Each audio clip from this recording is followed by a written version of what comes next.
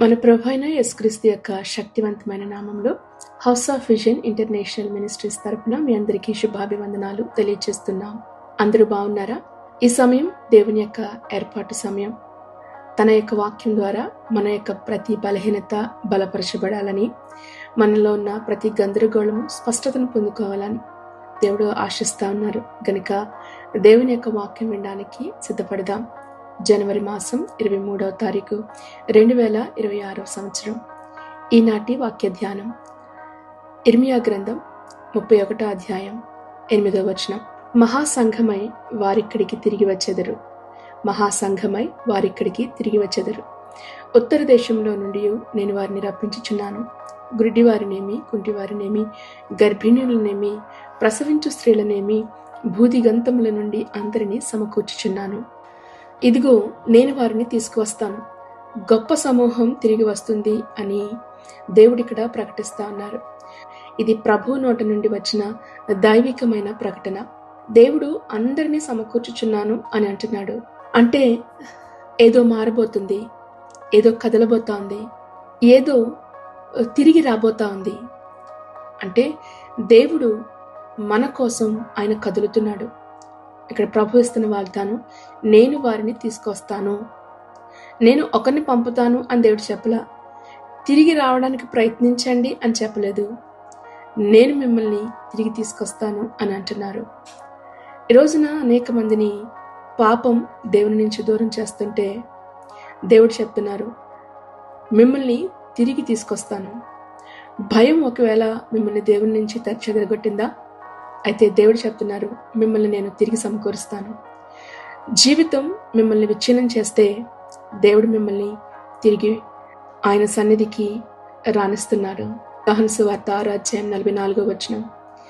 తండ్రి ఆకర్షించకపోతే ఎవరు కూడా నా ఎద్దుకు రాలేరు అని. అవును, మనము సరిచేయలేనిది దేవుడు ఇప్పుడు సరిచేయబోతా ఉన్నాడు. ఈ రోజున అనేకమైన పరిస్థితులు లేదా కుటుంబ సభ్యులు విచ్ఛిన్నం చేయబడిన స్థితి, చిన్నాభిన్నమైపోయిన పరిస్థితులు, ఒక్కొక్కరు ఒక్కొక్క చోట విసిరివేయబడిన పరిస్థితుల్లో చెట్టుకొక్కరు పుట్టుకొక్కరు అన్నట్లుగా ఈ రోజున అనేక కుటుంబాల యొక్క పరిస్థితి కళ్ళ ముందు కనిపిస్తూ ఉంది. ఈనాటి వాగ్దానం మనందరికీ కూడా ఒక దైవికమైన ప్రకటనగా, ప్రవచనాత్మకమైన మాటగా, దేవుని నోట నుంచి వచ్చే మాటగా ఈ రోజున ఈ వాక్యాన్ని బట్టి మనం ధైర్యం తెచ్చుకుందాం. ప్రభు చెప్తున్న మాట, నేను సమకూరుస్తాను, నేను తీసుకుని వస్తాను. తిరిగి నీవు బాగు చేయలేనిది సరిచేయలేనిది దేవుడు సరిచేస్తాను అని దేవుడు వాగ్దానం చేస్తా ఉన్నారు. దేవుడు చేరుకోలేని పరిస్థితి, చేరుకోలేని వ్యక్తి, ప్రాంతం ఏది కూడా లేదు. ప్రభు ఇక్కడ వాగ్దానం చేస్తున్నమాట, ఉత్తర దేశం నుండి అంటూ మరలా భూమి చివరిల నుంచి, భూదిగంతముల నుండి అంటున్నాడు ఆయన. ఉత్తరం దేశం అనేది బానిసత్వానికి ఇజ్రాయేలీలు వెళ్ళిన ప్రాంతం, అది బానిసత్వపు స్థలం. అది భూమి చివరలు అంటే ఆశ లేదు, బలం లేదు, ఏ దిక్కు తోచని పరిస్థితులు. అయితే దేవుడు చెప్తున్నాడు, మీరు చాలా దూరం పరిగెత్తుకుని వెళ్ళినా, నాకు దూరం అయిపోయినా కానీ నేను ఇంకా మీ వెంట వస్తూనే ఉన్నాను. లూకా సువార్త 19వ అధ్యాయం 10వ వచనం. నశించిన దానిని వెతికి రక్షించటానికి మనిషి కుమారుడు ఈ లోకానికి వచ్చాడు. అవును, మనము దేవుని నుంచి ఎంత దూరంగా మనం పరుగుపెట్టినా కానీ దేవుని యొక్క వాగ్దానం ఇంకా స్థిరమైనదిగా ప్రభు చెప్తున్నాడు. నశించిపోతున్న నీ కొరకే నేను ఈ లోకానికి వచ్చాను. గనుక దేవుని కార్యాన్ని ఏది కూడా దూరం చేయలేదు. ఆయన ఉద్దేశించాడు, ఆయన దాన్ని సఫలపరిచే దేవుడు. దేవుడు మనల్ని ఎంత దూరం వెళ్ళిపోయినా ఆ స్థితిలో నుంచి ఆయన యొద్దకు ఆకర్షిస్తానంటున్నాడు. ఇక్కడ చెప్పబడిన మాట, గుడ్డివాళ్ళు, కుంటివాళ్ళు, గర్భవతులు. దేవుడు ఇలా అంటున్నాడు, నేను వారిని సమకూరుస్తాను. దేవుని యొక్క వాగ్దానము, ఆయన యొక్క కార్యం మన జీవితంలో ఎప్పుడు కూడా, మీరు ముందు బలవంతులు అవ్వండి, పరిశుద్ధులు కండి, మీ జీవితాన్ని మార్చుకోండి, అప్పుడు నేను సరిదిద్దుతాను అని అనట్లేదు. ఆయన ఇస్తున్న వాగ్దానం ఏంటో తెలుసా? గుడ్డివారిగా ఉన్నారా అంటే గందరగోళంలో ఉన్న ప్రజల, కుంటివారా అంటే జీవితంలో విరిగిపోయిన ప్రజలు, గర్భిణీలు అంటే భారం మోస్తున్న ప్రజలు. అందుకే ప్రభు వాగ్దానం 11వ అధ్యాయం మత్తయి సువార్త 28లో, ప్రయాసపడి భారం మోసుకొనిచున్న సమస్యలారా నా యొద్దకు రండి, విశ్రాంతిని కలిగజేసేవాడు యేసయ్య మాత్రమే. ఆయన వద్దకు మనం రాగలగాలి. మన యొక్క బలహీనత దేవునికి సమస్య కాదు. అందుకే ఆయన మన దగ్గరికి వచ్చే దేవుడు, మనల్ని రక్షించే దేవుడు. ఈ వాగ్దానంలో మరొక అంశం, మీరు గొప్ప సమూహంగా తిరిగి వస్తారంటున్నాడు. అవును, మీరు కన్నీళ్లతో, దుఃఖముతో, వేదనతో మీరు ఉండొచ్చు ఈ రోజున. అయితే గొప్ప సాక్ష్యంతో తిరిగి మీరు రాబోతా ఉన్నారు. మీరు విరిగిపోయిన స్థితిలో, పగిలిపోయిన జీవితాలతో ఉండొచ్చు. ప్రభు చెప్తున్నాడు, నేను మిమ్మల్ని తిరిగి నేను కడతాను. కీర్తన గ్రంథం 126వ అధ్యాయం 5వ వచనం, కన్నీళ్లతో విత్తువారు సంతోషగానములతో పంట కోసెదరు. అవును, మీరు తిరిగి రావడం అనేది శత్రువైన అపవాదిని దిగ్భ్రాంతికి గురి చేసేది. అట్టి రీతిగా దేవుడు మహాసమాజముగా నేను మిమ్మల్ని సమకూరుస్తానంటున్నాడు. ఒకవేళ దేవునికి దూరస్తులుగా ఇంకా పారిపోతూ దేవుని సన్నిధికి రావడానికి భయపడుతున్నారా? అయితే ఈ రోజు నుంచి మనం ఈ రీతిగా చెప్పగలగాలి, నేను తప్పిపోలేదు, దేవుని చేత నేను కనుగొనబడ్డాను అని చెప్పండి. త్రోసివేయబడలేదు, దేవుడు నన్ను ఎన్నుకున్నాడు అని చెప్పండి. ఇది దేవుని యొక్క ఆలస్యం ఎంత మాత్రము కాదు, దేవుని యొక్క సమయం వచ్చింది. ఆయన నిన్ను తిరిగి సమకూర్చబోతా ఉన్నాడు. నీ బలహీనత ఎలాంటిదైనప్పటికీ దేవుని యొక్క వాగ్దానాన్ని మాత్రము అడ్డుకోలేదు అన్న విషయాన్ని ఈ రోజుని మనం తెలుసుకోగలగాలి. దేవునికి దగ్గరగా తిరిగి రండి. దేవుని యొక్క శక్తివంతమైన నామములు, ఆయన ఇచ్చిన వాగ్దానమును బట్టి దేవుని సన్నిధిలో బలం పొందుకుందాం. ప్రభు వాగ్దానం చేస్తున్నాడు ఏమని తెలుసా? ఇదిగో నేను మహాసమాజముగా నేను అక్కడికి వారిని సమకూర్చెదను. ఎన్ని ఆటంకాలైనా రానివ్వండి, ఎన్ని పరిస్థితులు తల్లక్రిందులు అయిపోనివ్వండి, దేవుని యొక్క వాగ్దానం మాత్రం సజీవమైనది. అది తన కార్యాన్ని జరిగిస్తా అన్నది. చిన్నాభిన్నమైపోయిన కుటుంబాలతో ప్రభు ఈరోజు వాగ్దానం చేస్తున్నమాట, మహాసమాజముగా మీరు అక్కడికి సమకూరబోతా ఉన్నారు. ఎన్నో బలహీనతలు, గురిటితనం, కుంటితనం, మోయలేని భారాలతో అలసిపోయిన పరిస్థితుల్లో జీవితంలో వెనకంజ వేస్తూ ఉన్నా కానీ దేవుడు వాగ్దానం చేస్తున్నమాట, ఇదిగో నేను మిమ్మల్ని రప్పించబోతా ఉన్నాను. ఇది మన శక్తి కాదు, మన బలము కాదు, మన యోగ్యత ఎంత మాత్రము కాదు. దేవుని యొక్క కృప మనల్ని మహాసమాజముగా సమకూర్చబోతా ఉంది. ఎందుకంటే మనము కలిసి దేవుని యొక్క కార్యాలు, ఉన్నతమైన ఆయన యొక్క నామాన్ని మహిమపరచులాగన దేవుడు మనల్ని సమకూర్చబోతా ఉన్నాడు.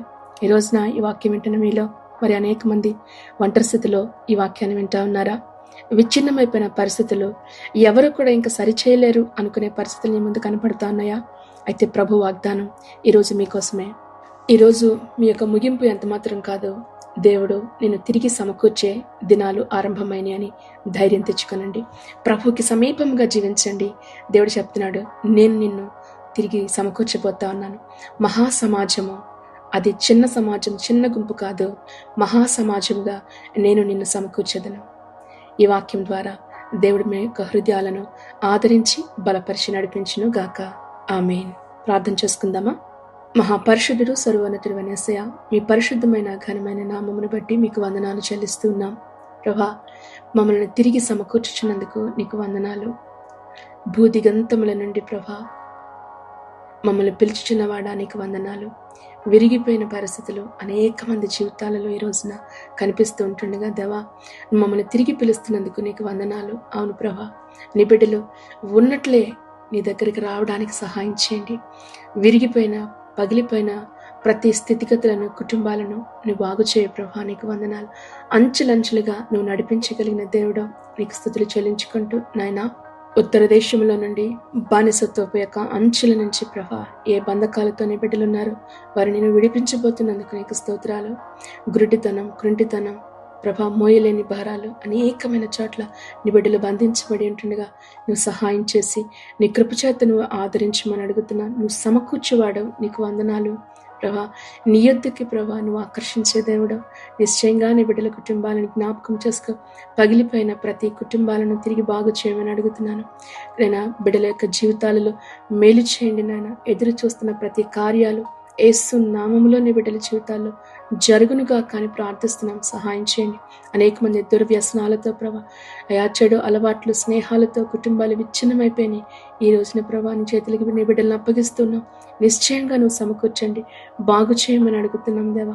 నీ మందిరంలో, నీ ఆవరణంలో నిలిచి ఉండే కృపని బిడ్డలకి మీరు దయచేయమని ఈ వాక్యం వింటున్న ప్రతి ఒక్కొక్కరి హృదయాల్లో కూడా మీ సమాధానం, మీ నెమ్మదిని ఉంచి నడిపించమని, నీ ఔన్నత్యమును, నీ ప్రేమను అర్థం చేసుకునే ప్రభా జనాంగముగా నీ ప్రజలను, సంఘాన్ని సిద్ధపరచమని మీ కృప కలిగిన హస్తాలకు వాక్యం వింటున్న ప్రతి ఒక్కొక్కరిని అప్పగించుకుంటూ ఈ దిన దీవెనలో ఆశీర్వాదాలను విడుదల జీవితాల్లో అనుగ్రహించమని ప్రభా, వారు చేస్తున్న ప్రతి ప్రయత్నాలను నువ్వు సఫలపరచండి. చేస్తున్న ఉద్యోగాల్లో మీ దీవెన ఆశీర్వాదం ఇవ్వండి. బిడలు చేస్తున్న ప్రతి ప్రయత్నాలను సహాయం చేసి నడిపించమని, అనారోగ్యంతో ఉన్న వారిని ప్రభా మీరు ముట్టి స్వస్థపరచండి. వృద్ధులను మీరు జ్ఞాపకం చేసుకునండి, లేవనెత్తండి, ఆదరించండి, ధైర్యపరిచి బలపరచమని అడుగుచు మీ కృపాహస్తాలకు మమ్మల్ని అప్పగించుకుంటూ ప్రభువైన యేసుక్రీస్తు నామములో ప్రార్థించి వేడుకొంచు దీవిస్తున్నాము తండ్రి. ఆమేన్. దేవుడు మిమ్మల్ని అందరినీ దీవించి ఆశీర్వదించిన గాక. God bless you all. Thank you.